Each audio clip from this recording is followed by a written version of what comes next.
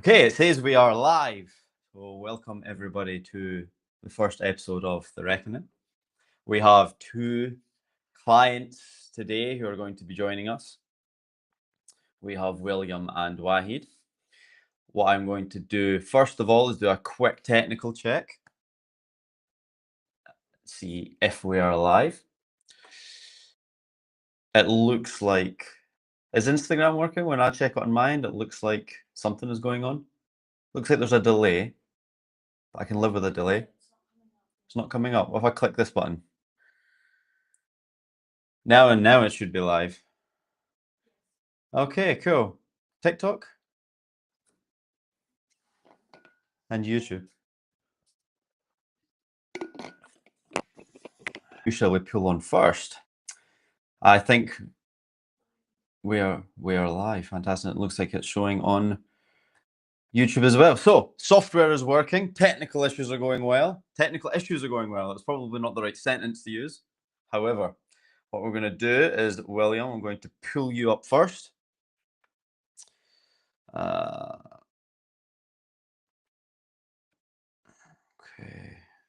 if I can work out how to do it.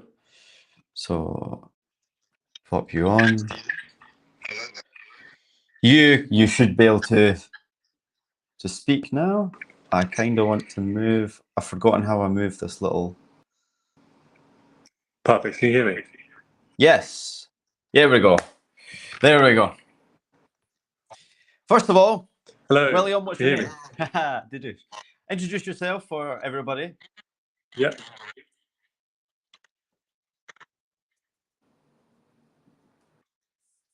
I think you've cut out there.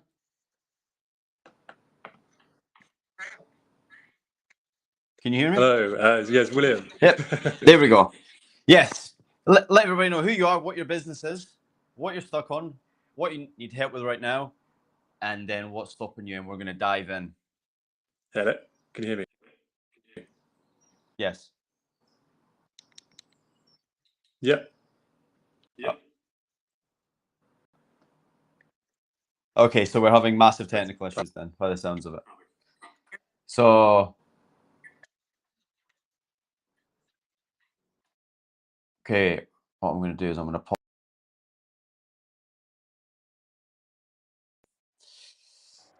Okay, Wahid, you are up. We had some technical issues there. I'm going to test to see if you. Yeah, it sounds like your connection's better already. I can hear you. There we go. It's a great Can sign. you guys hear me? Yes. Tell you what I'm going to do is I'm going to bring you up with me. Let's see how some of this looks. Ooh, Look, you're on with me. I'm on stage with Lewis. Hello, everyone. Hello. So introduce yourself.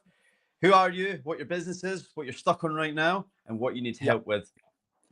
So, I mean, you already know me, but for the people that don't know me, I'm Wahid and stuff. And I am in the Instagram space. So I run a marketing agency, and we guarantee our clients 200 to 1,000 leads on their Instagram every month without them Sounds needing to great. do any of the work. And the difference with these followers is that basically that they're leads. So they will be high engaging on your profile. They'll be very interested in what you do, and then also have a really high chance of buying from you because of that interest. So, yeah, what was the other question? What my issue is Yep. right What now, are you right? stuck on right now?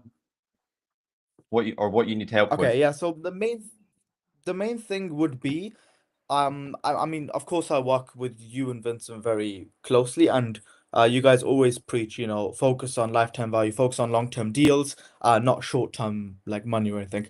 So I want to ask you, I also do need some short-term money because of, I have stuff to pay and stuff. I need short-term money. But so how much of my time should I be focusing on making money short-term and then also deals long-term? So where should my focus be going? Yep, that's a great question, and that is a very nuanced question where it's not a blanket statement, one size fits all. It's very bespoke to the situation you're in. You preface that by mentioning that the situation you're in, the cash flow is a bit tighter. So whether that's from reinvesting in the business, whether it's getting things off the ground, and so you might find that in your stage we want to lean more towards some of that short getting the sales in, but I never like to move that to 100%. I always want to have long-term focus because long-term is always going to make you more. So even if that split's 80-20, the actual split will ultimately be yours. But what we could potentially go into is a little bit of understanding of how to find what level that we're at. As we get bigger and cash flow starts to become less of a constraint, because cash flow is your highest taxable income.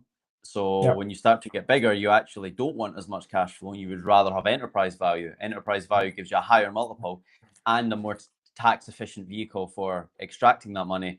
Many people are aware the richest people in the world don't get paid big salaries. The money's coming out in more tax efficient ways. So more cash flow isn't always better in terms of making more money. So it comes down to that goal.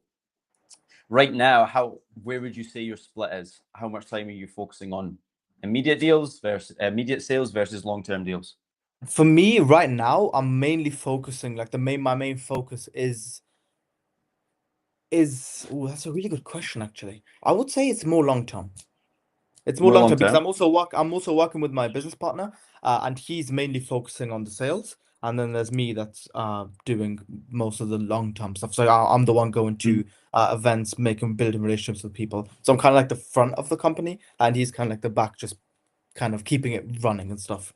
So do you First think of that all, should I love change? that.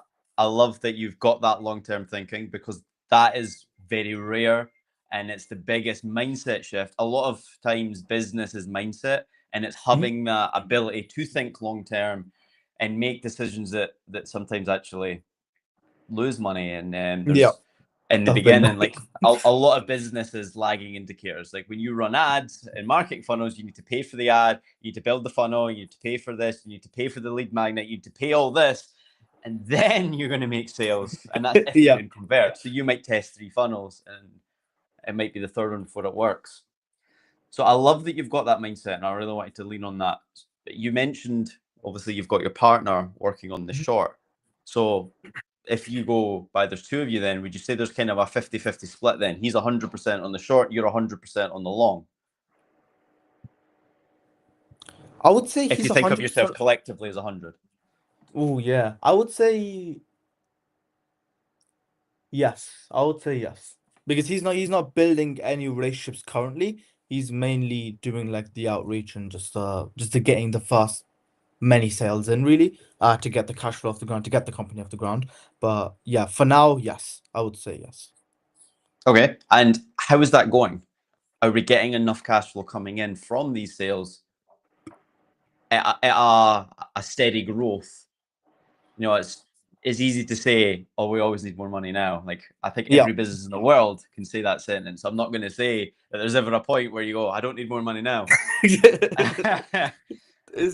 think there's enough steady growth there that's allowing you to focus, or maybe you reduce some of your long-term time and spend some more time on joining him with the sales? That's a really good question. I think it's a bit slower than what is optimal. So he's getting sales in, but I feel like it could be much faster, and the sales could be coming in faster as well. So that's what I was kind of thinking of. Should I kind of go back from, doing like building the relationships and the long-term deals, or and then just go and like help him get the company off the ground? Then we both do that, or keep it for now and then have him just slowly grow it, because it is growing every day, every week. We are getting new sales in, but it's just slowly growing.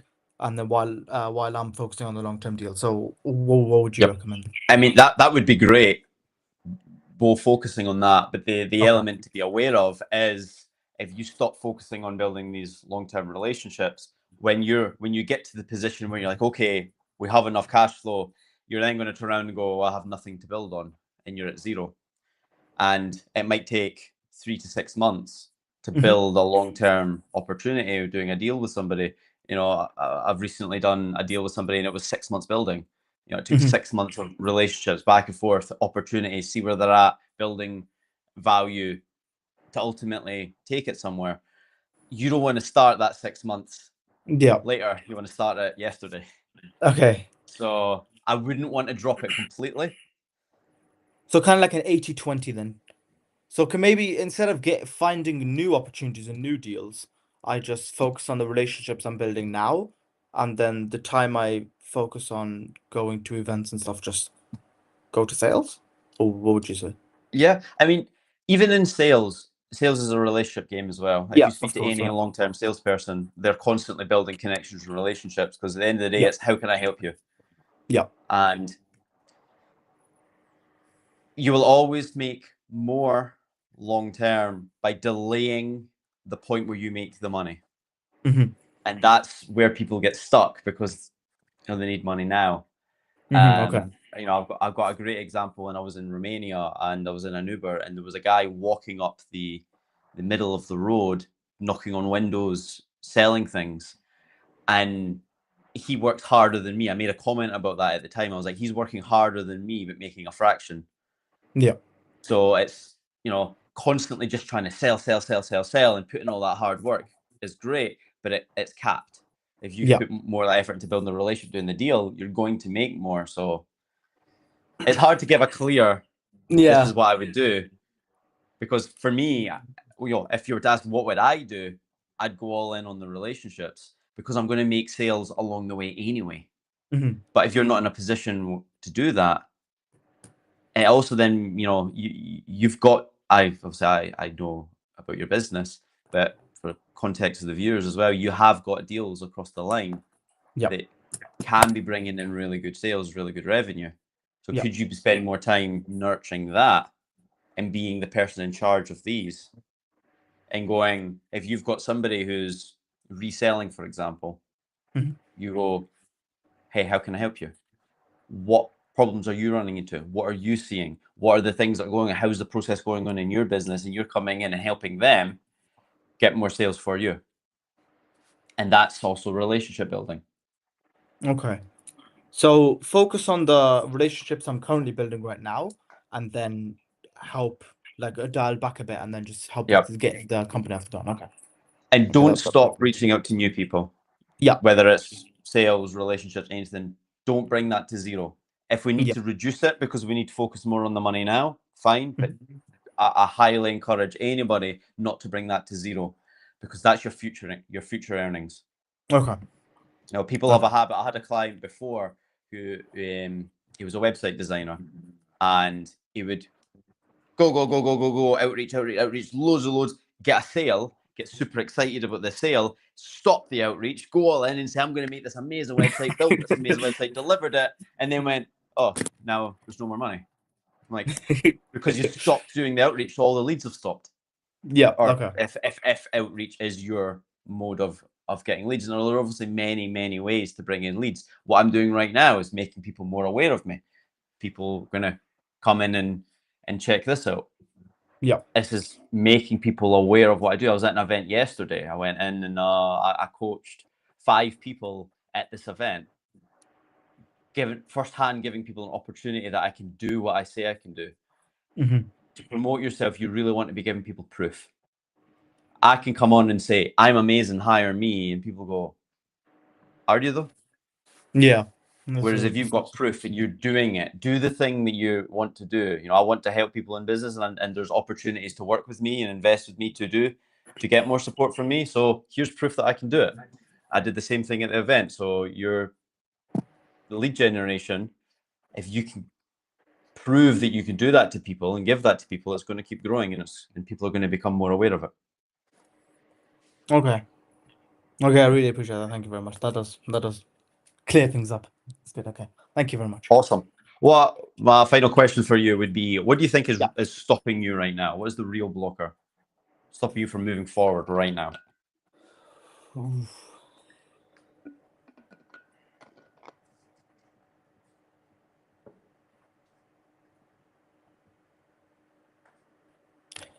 I'm not sure actually. What would you say? I mean, you also know me a bit more on a personal level as well. So what would you say? I'd say I'd like to hear what you think. Of course you do. Oh, that's a good question.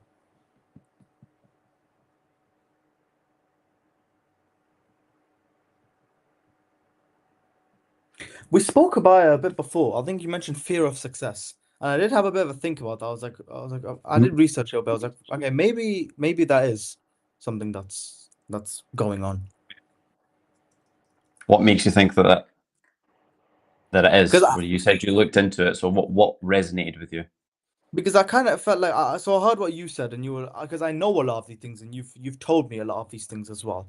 Not the right now, but a lot of things in the past. A lot of problems have come up, and I myself know the solution, and you've told me the solution many times, and I just didn't do it, and I didn't know if I should call it procrastinating, fear of success. I don't know like what the real word is, but laziness. I don't know. What do you think it is?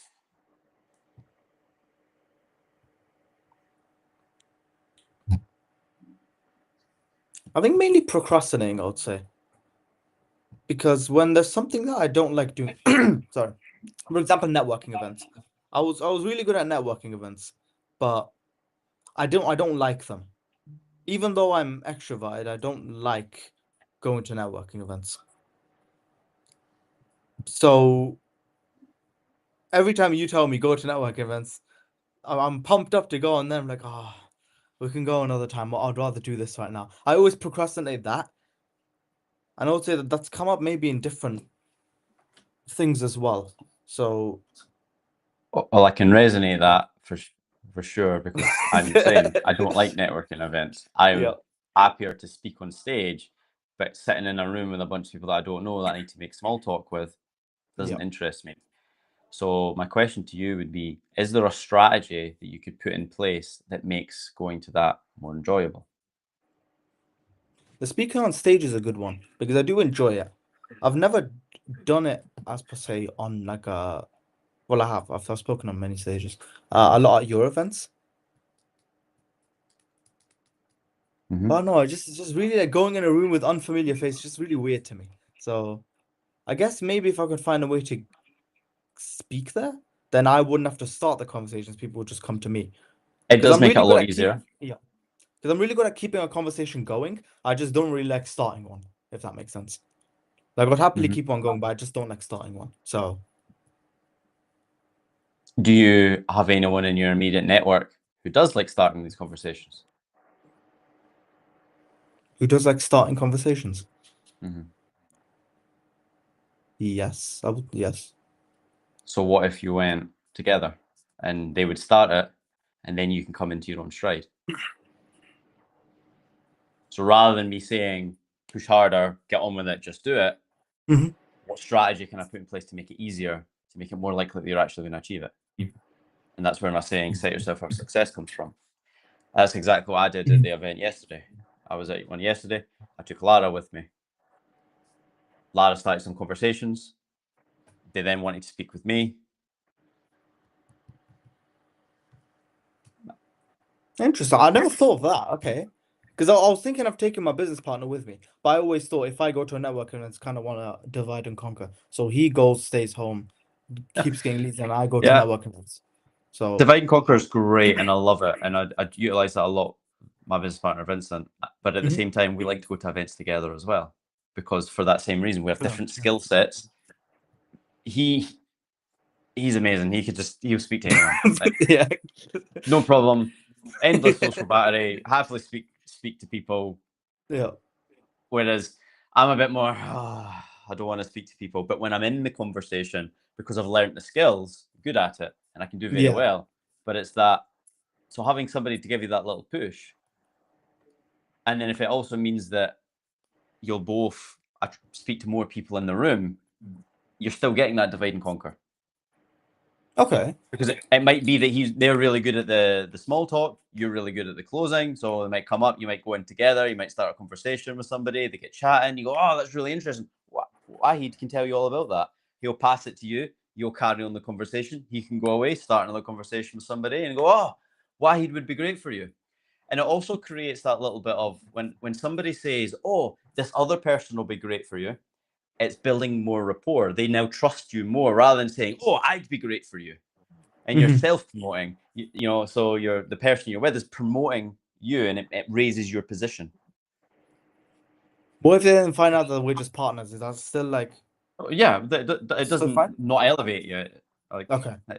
they're still, because they're still respective and receptive of the fact that you went, this person can help you. Yeah. And then when you get into the conversation, because their mind's more open, it's an easier conversation. I experienced that yesterday. Lara spoke to somebody, Lewis can definitely help you with that. So she came into the conversation very open-minded, already knowing that I was a fit, rather than me having to come in, find something, and from selling, we ask the questions, we get the information, and then present ourselves. That was already done for me. So I just came in as an authority. Okay. I've never thought of that. Like, I'm gonna try that one. Yeah, for sure. And what kind of networking events do you think I should be going to? One, like, for social media marketing, or for ones in, like, my niche? Like, for example, I help a lot of people also in property, people with deal sourcing, etc. So would I go to then events like that? People that are trying to learn deal sourcing come in and be like, hey, I can help you with your Instagram, or go to like social media marketing network events and see if I can do a deal with someone. And it goes back to the long term and short term. Right. It's the right mindset for both. I always say if I'm going to an event, I want to be the only person in my niche in that event if possible. There's always going to be others. So if I'm in property, I'm not going to property events because I'm competing with the whole room. So unless I'm looking to do a deal with them. So exactly what you said. I'm the same. The biggest thing to answer your question of what kind of events, I'm very big on paid events, because the room's qualified, that somebody else has invested marketing, pre-qualification, they've done the work to bring the right kind of people to their event so they can make money, of course, and you skip all of that. So they might spend 20,000 in marketing to fill that room, and you spend 500 to be in the room. So you've got all those leads at a hell of a deal. And you think it costs them 20,000 and it costs you 500. So this is where stealing other people's work, rather than you doing all the work, find somebody else who's doing the work that you can piggyback off of. And then if you could do a deal with them and you could speak on their stage, even more so, they're investing all that money, getting all these people in, you're speaking to them all. And then this is why I'm big on speak for free. Because a lot of people that I'll see, they'll be like, no, I need to get paid to speak. They'll be like, they've invested 20,000 into leads and filled a room full of qualified people for you, and you're refusing to speak because you're not getting paid. I'll come in and speak for free then. And then they won't get that slot. So I'll come in. Now, normally, if you're paid versus not paid when it comes to speaking, if you're getting paid, normally that means you can't pitch. They're basically saying, I want you to talk about this. I'm going to pay you for it. You're going to deliver. You're going to do your thing and leave. Like think of an employee. You hire an employee to do a task. You pay them for that task. When they're speaking for free, though, the incentive is, I want to sell to the room. Now, some of them might say, look, we're not allowing you to sell from stage, but you can still collect leads, so you can give away something for free, because obviously they don't want their event to become a sell fest, and they're probably trying to sell something as well, so they don't want to dilute their product. But you can give away something for free. If there's 800 people in that room, and you get a QR code with a way to connect with you, 10% connect, you get 85 leads from one event. And they're 85 qualified leads because they're the right people, because they're in that room and they took the action to connect with you. And then you will have conversations with people. Okay. If you can get on those stages, it's very fruitful.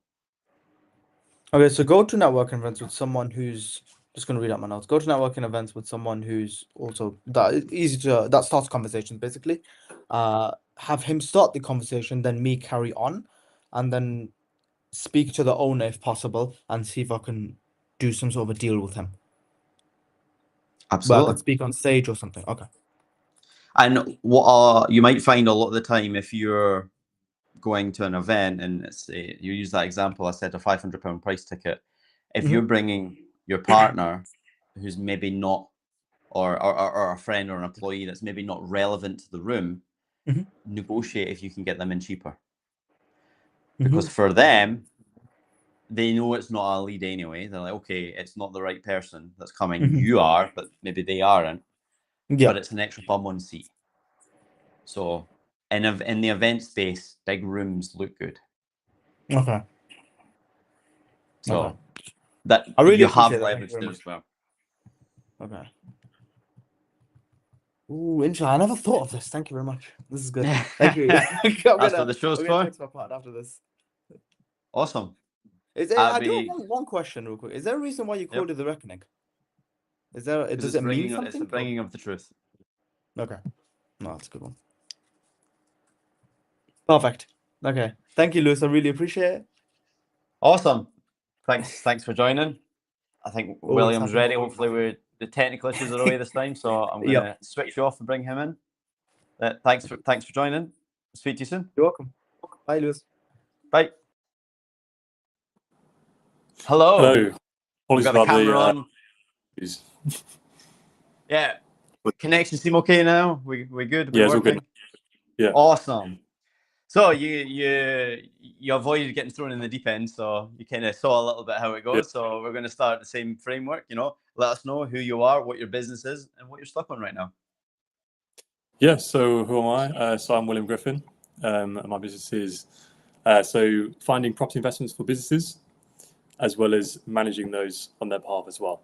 So with those property investments is mainly within the service accommodation space, and yeah, that's really simply what I do.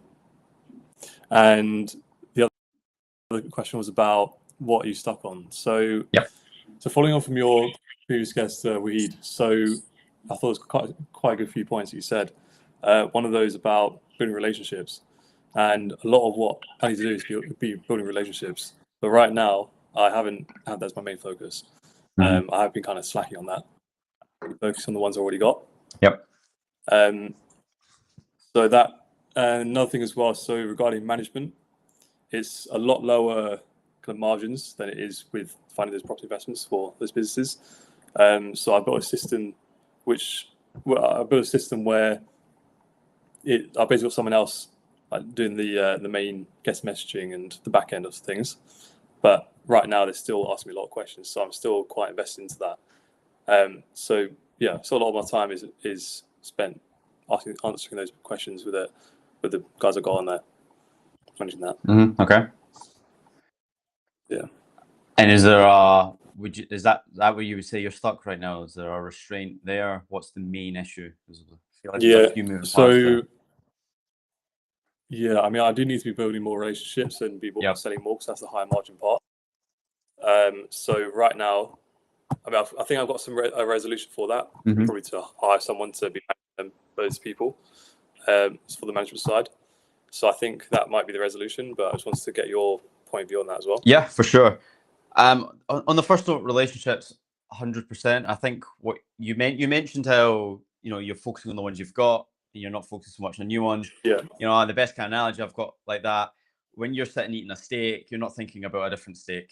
You've got it. Things are good. You've got relationships. You've got people working with you, but we always need to be thinking about the next one, and because it's a business, we need to keep growing because eventually that steak's going to be finished. Investors are going to run out of money. They're going to be happy. They're going to be like, cool, everything's great. Well, now you need the next one so you can keep growing. So I'm definitely big on the idea of systemizing. If we could bring somebody in, even if that means it's a drop in income, if that frees up your time to focus on bigger deals, it's kind of a bit back with what I said with Wahid there about cash flow is your highest taxable rate. Get enough cash flow to survive and then focus on things that are going to make more money. I know you're doing a lot of sourcing, but ultimately the next kind of move would be you want to be acquiring. Exactly. Yeah, like wanting to source always. It's probably more a route of if you can get an investor on board that will do a deal with you, you start acquiring more assets, you start building big time that way. Exactly. Yeah. I mean, that's be one of my aims of acquiring those properties rather than just doing rent. So would you say you've got enough cash flow from the management to justify having this person take over that role? Because I owned a management company as well. I know exactly how much time is involved with dealing with guests. We had 2 members of staff. We had 20, not 24-hour cover, or 12-hour cover, where the phone lines were always managed. It's some of the requests you get from guests, like I mean, I'll even admit, we always used to laugh that a guest would phone up and say, "I don't know how to open the door," and you're like, "How can you not open a door?" And I actually went to a property one time, and I ended up phoning my employee, Carla, her name was, and I was like, "I really hate to say this, but I can't open the door." And I'm like, now, so I had a slightly more respect for guests that can't open doors after I ran into it myself. But it turns out there was a fob on the key that I missed. So, yeah. Do you think you have enough cash flow to justify bringing that person in? And that person will scale with it. Like, you don't need to bring them in full time. Yeah, so I think I could do it I could have them on part time, Uh-huh. but I would need to. I would need to get a few more to be able to hire them, at least one person full time. Okay. And how much time is that eating out of your day, where you feel like you're having to deal with this? Quite a bit. It's probably like a few hours, probably, yeah, out of the day. Because that adds up. I mean, a few hours, you could be covered. That's like you could have spoken to a landlord and done a viewing in that time, which could equate to another deal. Or you could have been at a networking event speaking to somebody. That's the worst thing. If you're trying to build a relationship, you're at a networking event, maybe meeting investors, and then the phone rings, and you're like, "Oh, there's a guest with a problem." Yeah. And you're like, I'm trying to deal with this, and it's not fun. It's really not. No, no, it's not. Yeah, and another thing I as well. think you've got a number that it's the guests. You have a set when it goes on your phone, you'll know. I think you have that set up. So it's when you see that, you think. Doesn't excite you. I'm guarantee you don't get excited to answer that call. So No, but I mean, my guy. So originally, I was answering those calls, but that's another thing I sorted out as well. So I've got someone who can access my phone number. So when they get a call in, they can manage. So it's yeah. So what other restraint do you feel you need with terms of hiring? It's so I need someone else to be finding more deals as well. Finding deals, okay. So that's another part. So I've got a team of people that are finding stuff for me as well, but I think I need more. I need more coming in, basically. So would they be looking for somebody who's going to find the deal, contact the landlord, speak to them on the phone, verify that they would be happy to go with the deal, and then ultimately you'd come in for the viewing? And exactly, long term, we'd want to systemize that as well. But initially, So I mean, the team have got they're finding the landlords be okay with it to begin with, and then I've still got to call them up and go through the whole thing with the landlord, and that takes out 20 minutes, 10 minutes sometimes, to get them over the line and get the kind of per call. Yeah, get the first bits over, make sure that they completely understand what's going on. Yeah. So volume becomes a big part of that. If we could be speaking to 10 landlords per day, that's instantly giving us more deals. Even if that means one of these deals works. So if I can get somebody else on, because the phone call parts, once you've got a good script nailed, I know you were at our mastermind, so shameless plug to anyone that we have mastermind opportunities, people who want to talk about their business, get a more full-on approach of getting some help in their business and building some connections, and most importantly, having fun. And in that mastermind, we went over some of the selling and the speaking on the phone. So if you just nail that script, somebody follows it quite easily. It's not a massive skill. Truthfully, nobody's ever going to do it as good as you, because when you teach that skill, they don't have this skill and this skill, whereas you do. So because you've got more skills around things, you can link things better, and that's just natural pattern recognition in the brain. That's what AI does. It links patterns. So you'll always be better, but that might mean that you'll close 2 out of 10 deals, whereas they might close 1 out of 10. But if you're only able to speak to 5, they can speak to 10. You're closing the same. You've got half the close rate, but you're getting double the volume. So ultimately, it saved your time, and you're getting the same amount of business coming in anyway. Yeah. Especially if you're not doing it, because if you're then getting, do I really want to phone this landlord? That sometimes comes up. It's not the exciting part. We could be real with that. So if we can bring somebody on for that, I think that would be a good step forward. Another thing as well. So I've been thinking about how to kind of grow the business as well. There's been quite a few things that I thought of. I think I spoke to you before about one of those things. Should be basically acquire an estate agent, and to make it a bit easier in terms of getting those deals in, as well as like vertically integrating that into the business I've already got. There's been some other things I thought of as well, but I need to just talk to you about what would be the best route by going forwards as well. Yeah, well, run me by what direction you want to go in, because there are multiple ways of going about it. What direction do you ultimately want to go in, and we can build a strategy around that. Yeah. So I mean, right now I think it's more about. So I've already got the sales coming in through obviously finding those property investments for those businesses. So that brings in just one-time payments, and then I've got the management, which is bringing in the recurring income. So I thought probably two routes right now, which I could probably do. So either acquire a sales agent or a letting agent. But I know the letting agent they'll be wanting a higher multiple because it's more recurring, and the sales agent would be a lower multiple. Or just focusing on the sourcing part, and maybe some kind of agent on that side where come in, but it'd be like a stage kind of thing, but would be regarding just finding those property investments. So there's been those three different routes I've been thinking about, but I'm not sure which way to go. I have thought about the letting agent side, but obviously there's a lot of compliance on that side. So that's why I'd want to be buying that rather than do it myself, because there might be some mistakes I make. Sales as well, same thing. There's a lot of compliance stuff with that. I mean, even with like finding those property investments, there's still quite a lot of compliance, but it's stuff I've already got nailed down. So it's about, for me, it's more about which way do I go, and do I vertically integrate it, or do I just carry on what I'm doing already, and just grow? But there's three different ways I thought about. I don't know what to do.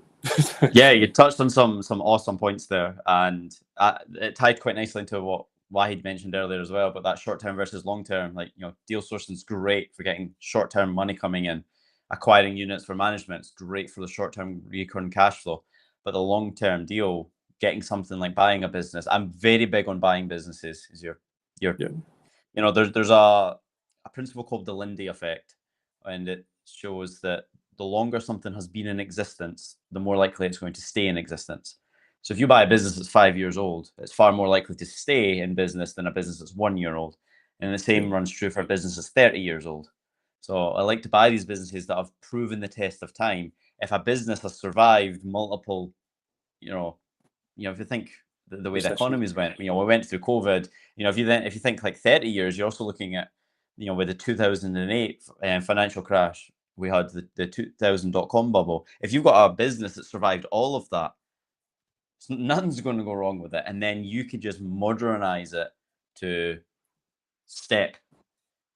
I just seen a comment come through. Navid has shared he's done with building businesses. Yeah, buying them's great. It's also one of the quickest ways to grow.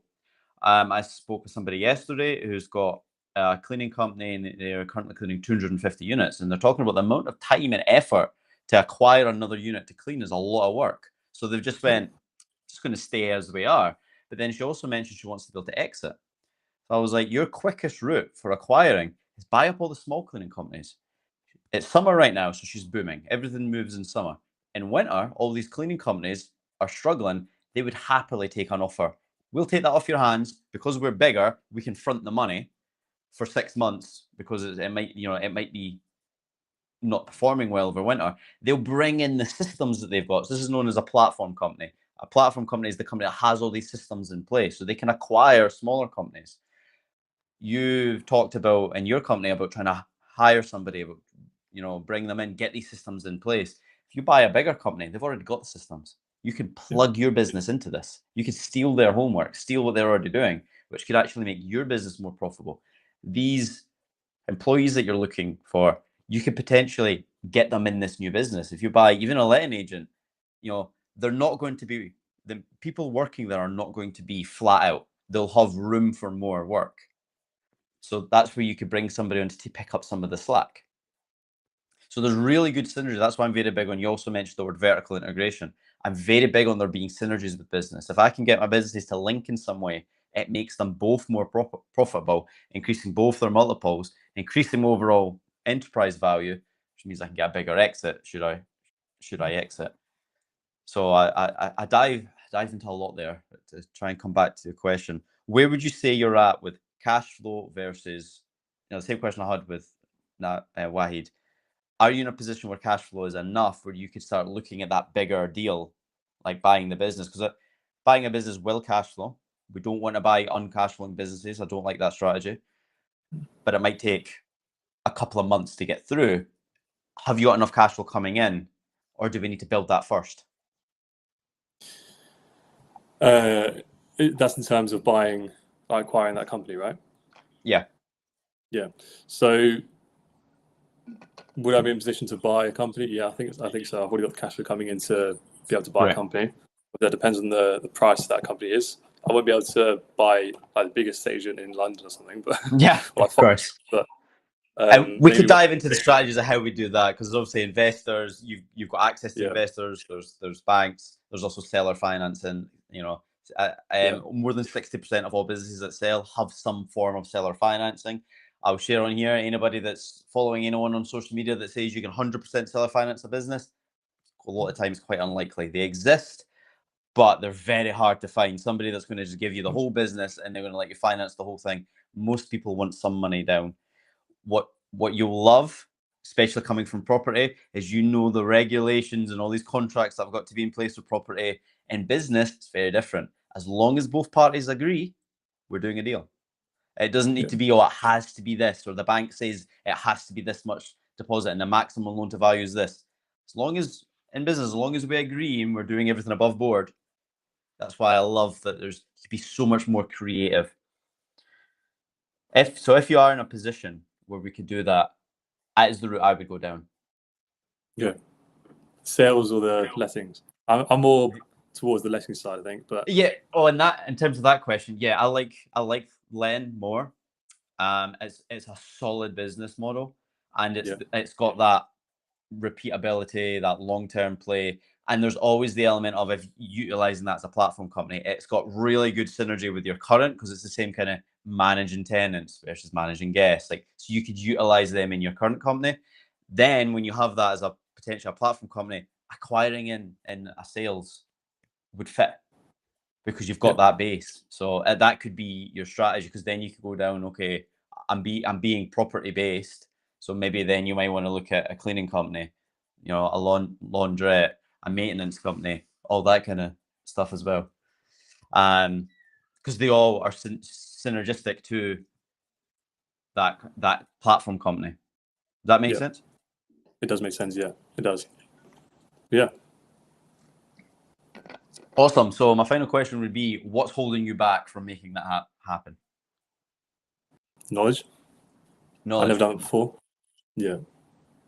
Awesome. Well, we could definitely, that's a situation. Obviously, you are working with myself and Vincent. That's definitely an area we can help with, including in terms of connecting people. I've got a good network of people in the M&A space, because it's a space I'm very interested in myself.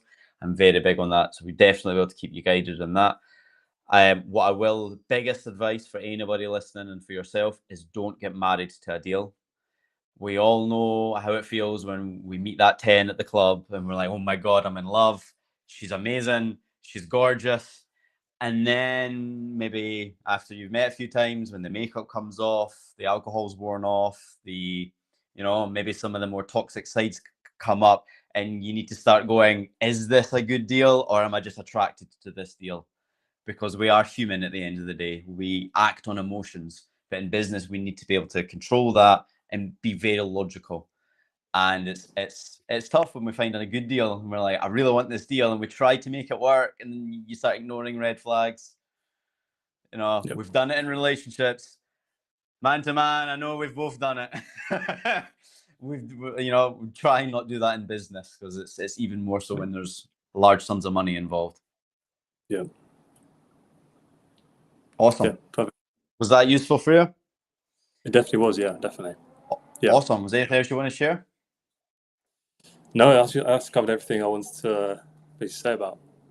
Fantastic. And well, be sure to let me know when you progress with that. I potentially opportunity where I can maybe even be in the deal with you and help in some way, because I'm in the position to be looking at acquiring as well. I'm always opening to partnering.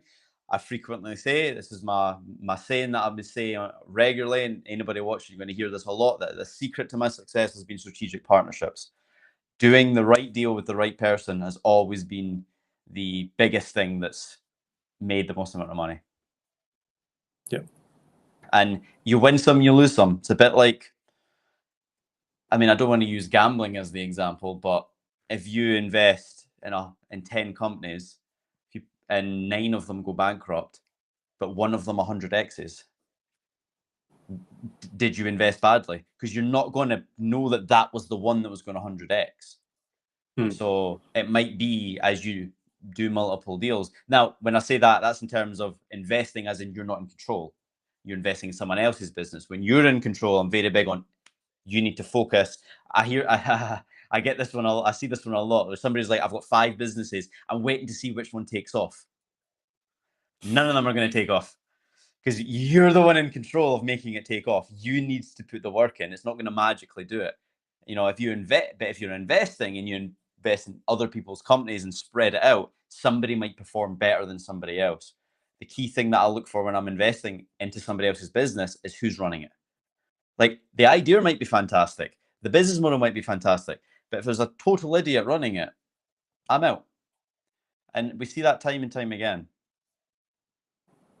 So, I mean, sometimes if the company has such a powerful position in their industry as well, you could even, if it's very robust, you can even still have a bad CEO. But as you're saying, if it's still a bad CEO, but in that company, they might screw it up. So that might be yeah, 100%. And we see that a lot. Like, if you look at Elon Musk's companies, like, the reason a lot of them are so successful is because of him.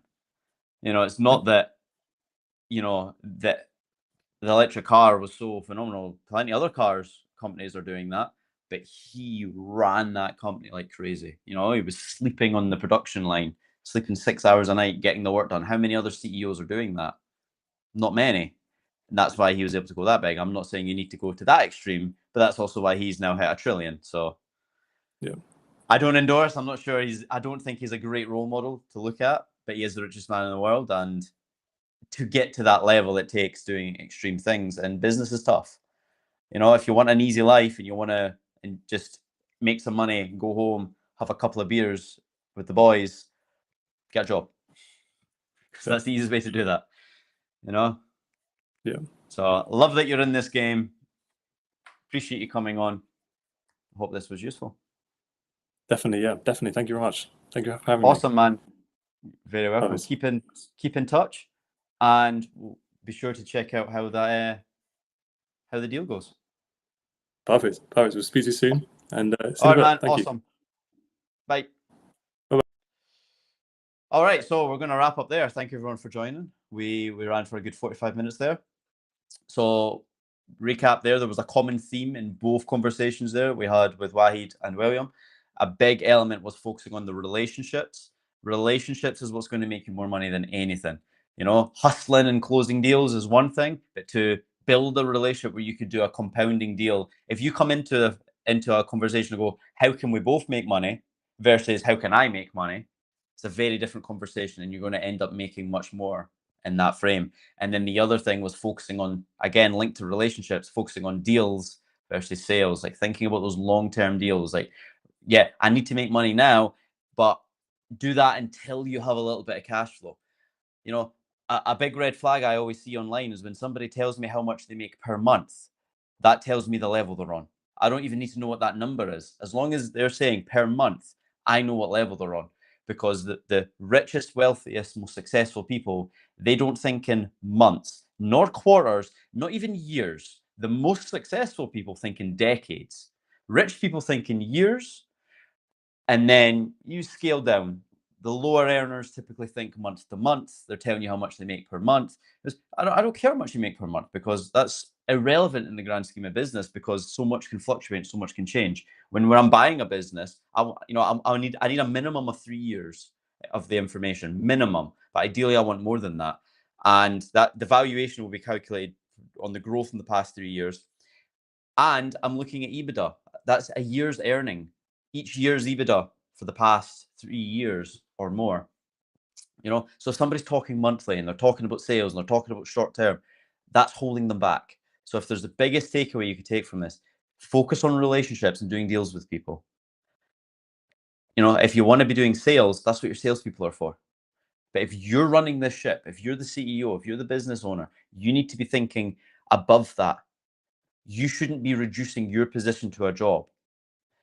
You need to build out your team where they're enriched and enjoy doing what they're doing. They're on the same mission statement with you as you. They help drive the company, and you're ultimately that's your crew on the ship. You cannot command a ship without crew. The crew are just as important as the captain, but the captain needs to have that long-term sighting of what's going on, how we're going to handle it. So when you've got crew members panicking, this is coming, the captain's going, don't worry, we factored this in, I've got a plan for this, this is how we're going to navigate forward. If you're panicking at the top, everyone below you is panicking even more. So we covered talking a little bit about systemizing there, we talked a lot about relationships, we talked about doing deals over sales, some really good takeaways. And if you want to have an opportunity to come on the reckoning, I see my link is on the screen. However, it's wrong. It's no longer podcast.lewis-hunter.com. It's reckoning.lewis-hunter.com. You can apply to come on, and we will be in touch to select you be a good fit. So you want to come in with a specific business problem. On here, AI will tell you what you want to hear. But on here, I'm going to tell you what you need to hear and tell you the truth and make sure you actually get results. Okay, so thank you for listening, and I look forward to seeing you